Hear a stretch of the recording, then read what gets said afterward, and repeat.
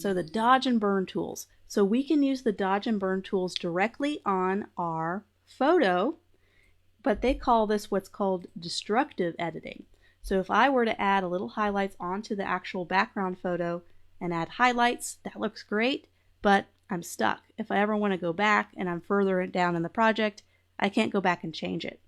So we're going to do something called non-destructive editing, and if you already know how to do this, great. Go ahead and skip the next 3 minutes. We're going to do non-destructive editing where we're going to create a new layer on top, and we're going to do all our dodge and burn on that layer so we don't actually destroy this photo layer. We're just doing a layer on top. So what we're going to do is we're going to create a new layer that will go above the photo we want to add the highlights and shadows to. We're going to call this dodge and burn. It's going to be our dodge and burn layer. And here's the trick. You just have to memorize this.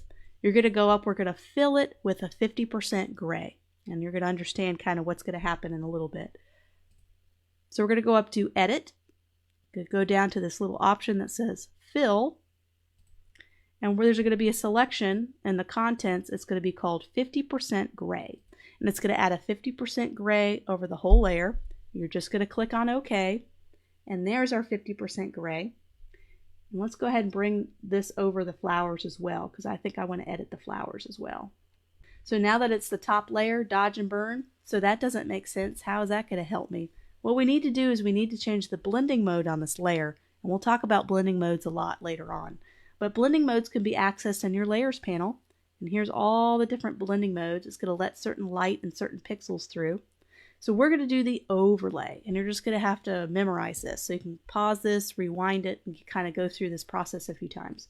So we made a 50% fill layer, and then we went to the overlay blending mode, which is right here in your layers panel, and now you don't see any effect. So what this does is now I'm able to do we're not going to do the dodge and burn tools. We're going to do something a little different to get the same effect. So we're actually going to use the traditional brush tools. And right now we have pure black selected, and I'm going to show you kind of what's going to happen. I'm going to do 100% opacity so you can see. So this is the dodge and burn. I'm on the dodge and burn layer. I'm brushing on with the brush tool black, and I'm going to be able to add shadows using black, just like it would have the same effect as dodge and burn now. But what's great about this is let's actually do highlights. So I'm switching this to pure white. So white is highlights and black is shadows. So now I'm painting with white, and it's going to add highlights just like it would with the dodge tool. So I'm able to add this, but what's great, let's say I overdo it. Oops, accident. Now I can toggle this layer off, and I still have my original photo layer untouched. So this is called non-destructive editing because you're not destroying any of the photo on top. You're just adding a new layer and editing the photo that way through a layer on top. So let me go ahead and kind of go back in time here, just holding Command Z and going back in history, and let's take it serious. Let's do some highlights, but let's maybe reduce the opacity and kind of reduce the brush size. And we're going to paint on bring out little highlights here. It's really going to make the photo pop. So we're just bringing out these highlights, and you got to always either have your history panel ready or your Command Z, go back one step ready, because sometimes you'll overdo it, and then you'll just do Command Z and you just go back and try again. And once again, make sure you mess with the opacity. I'm just bringing out highlights of certain leaves that I want to bring attention to. And also flip this to black if you want to add shadows. So this will be just like using the dodge tool. If I want to add shadows to anything. And at any time, if I'm not happy, I can toggle it off, or I can use the eraser tool, erase. It's just a much better, more efficient way to add highlights and shadows and use the dodge and burn. You're not actually using the dodge and burn tool, but you're getting the same effect by using the brush tool and having this 50% gray layer. So make sure you save your document. We haven't even saved it in the last 30 minutes, so definitely save it because Photoshop crashes even on the best of computers. So just a little reminder to do that. So I went ahead and added another paintbrush tool, just painted black over certain areas, added that back in. I'm feeling kind of happy with how things are looking. You could see how the photo looked like before and you can see kind of some of the edits that we made to it. So now we're going to do like little fine tune, little small stuff that's really going to help. So now this is on another layer, a little flower here, and you may need this dodge and burn layer. You may need to go ahead and lock that. So you want to lock this dodge and burn layer so that we don't accidentally touch it. So we're just going to lock that. Just using the lock so that doesn't get accidentally selected when we're trying to do all this work. So I'm going to take this floating flower here. We're going to add a little drop shadow to it to add a little bit of pop and dimension to our photo. So we're just going to go down to drop shadow. We're going to increase the opacity quite a bit. We're going to increase the distance. We also want to increase the angle. So look how it's casting. If I do a nice distance, it's casting south. We want to cast up here on the type.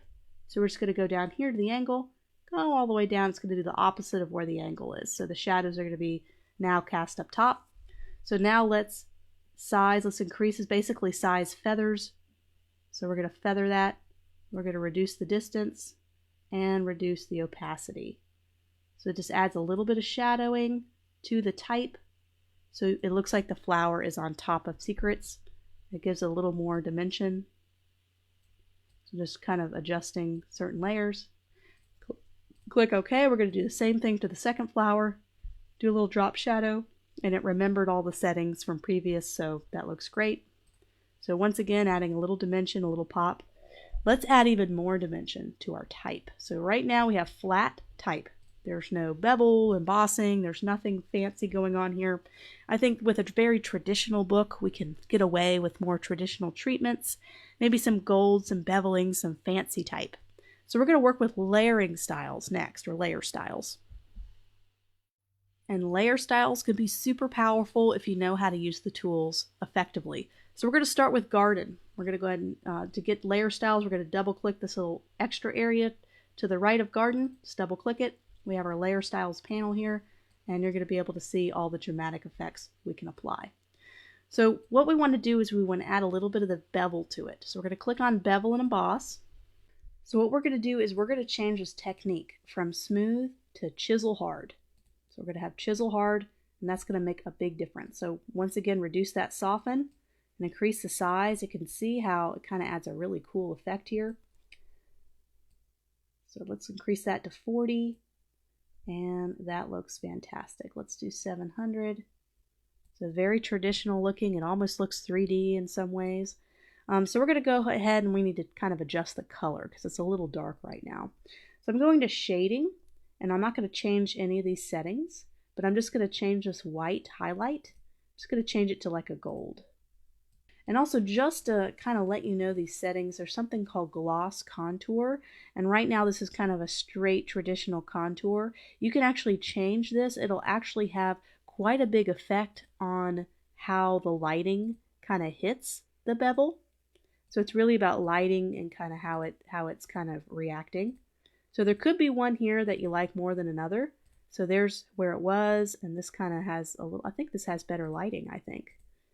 You know, just kind of cycle through these and find out which one you think would have the best lighting. So it's between that and that. I think that could have better lighting. We'll see. You can change the opacity on that as well. So that's bevel and emboss. Kind of look at these settings. If you want to replicate those settings, you can take a screenshot.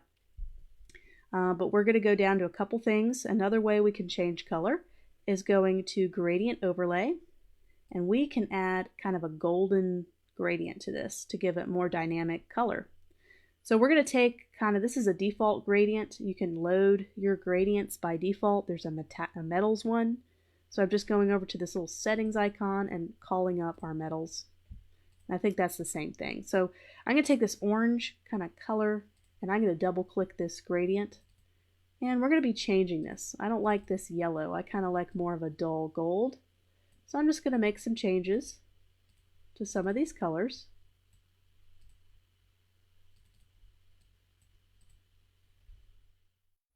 Alright, so I kind of tweaked the gradient and made it a little less yellow. And I'm still not happy with how this color is coming to fruition. So let's go back to our bevel and emboss. And let's take a look at our highlight mode and shadow mode. Let's change this back to white. I think I needed to change the shadow mode instead. So we're going to click on shadow and I'm just going to be putting in kind of a gold color, and that helps quite a bit. So I'm going to continue to mess with this little section to see if we can get the right color. So increasing that shadow tends to really help quite a bit. So that'll add kind of that white highlight. You see that? I've added more of the white highlight. And when I reduce the shadow, it reduces the shadows. So let's continue to tweak this. Okay, let's add a little bit of drop shadow. So we're just going to drop shadow, and we're going to just increase the distance, or maybe feather it out, which is the size, and increase the opacity. So I'm happy with that. So let's go ahead and click on OK. And let's say I want to save that layering style. So I don't want to have to do that over and over to secrets. I have to do the same. I want to do the same thing to secrets. So I'm going to double click this again, call out our layering style, and we're going to save it. We're going to see this little thing called New Style. We're going to click on New Style, and we're going to title it Book Gold Type. We're going to include layering effects. Don't have to do blending modes because we didn't use any. And add to my current library. Click OK. So now how do I call this up? So I'm going to go down to Secrets, and I'm going to apply everything we just did with our little style we saved. So there's something called Styles. There's a Style panel, and you could go up to Window and find it that way. Or I already have it pulled up right here. So we're going to go ahead and recall the one we just saved, which is right here. And look how quickly I was able to call that out.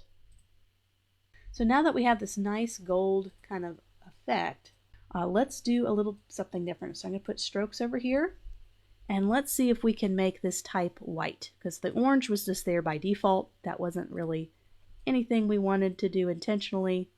And let's also do a drop shadow to this as well, just a little one. And then same thing with this. Let's make this white. Add a tiny drop shadow to this as well. So here we have it. We're getting pretty close here. So let's zoom out. And let's say I want to apply the same effect to my name.